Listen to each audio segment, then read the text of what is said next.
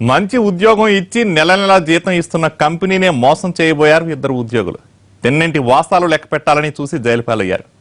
ATM సెంటర్లలో డబ్బు నింపి రమ్మని పంపిస్తే ప్రతిసారి కొంత నొక్కేస్తూ పోయారు. చివరికి నొక్కేసిన లెక్క 1/2 కోటికి పైనే అని తేలింది.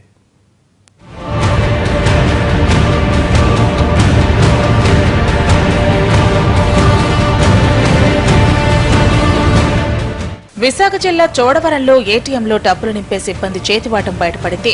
దేవరపల్లికి చెందిన పరవాడ కృష్ణ, చోడవరానికి చెందిన భాగ్యరాజులు ఏటీఎంలలో డబ్బులు నింపే ఎస్ఎం సేఫ్ కార్డ్ సంస్థ చోడవరం బ్రాంచ్ లో పనిచేస్తున్నారు. వీరిద్దరూ రోజు ఏటీఎంలలో డబ్బు లోడ్ చేస్తుంటారు. 6 నెలలుగా తక్కువ డబ్బు లోడ్ చేస్తున్నట్టు 2 వారాల క్రితం జరిపిన ఆడిట్ లెక్కల్లో తేలింది. ఫిర్యాదు చేసే అవసరం లేకుండా డబ్బును రికవరీ చేద్దామనుకున్నారు సంస్థ అధికారులు. ఆ ఆలోచన బెడిసికొట్టడంతో చోడవరం పోలీసులకు ఫిర్యాదు చేశారు. చీటింగ్ కేసు నమోదు చేసిన పోలీసులు కృష్ణ, భాగరాజంలో అదుపులోకి తీసుకున్నారు. విశాఖ బ్రాంచీలో పనిచేస్తున్న దాడి వెంకటేష్ ప్రధాన నిందితుడని విచారణలో తేలింది. దీంతో పోలీసులు అతని కోసం గాలిస్తున్నారు.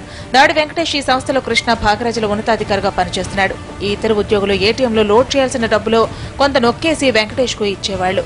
ఇలా 1-2 కాదు, ఏకంగా 53,50,500 రూపాయలు కాజేశారు. సేఫ్ గార్డ్ కంపెనీకి సంబంధించిన బ్రాంచ్ మేనేజర్లు అందరూ కూడా సర్ప్రైజ్ ఆడిట్ చేయగానే 4 బ్యాంకుల్లో కూడా చోడవరం గ్రామానికి సంబంధించిన 4 ఏటీఎంల్లో చెక్ చేస్తే 53,53,500 రూపాయలు మిస్యూజ్ కావడం జరిగింది. 6 నెలలుగా ఏటీఎంలో డబ్బులు కొట్టేస్తున్నా పట్టించుకునేవాడు లేడు. ఆడిట్ లెక్కల పుణ్యమా అనే విషయం వెలుగులోకి వచ్చింది.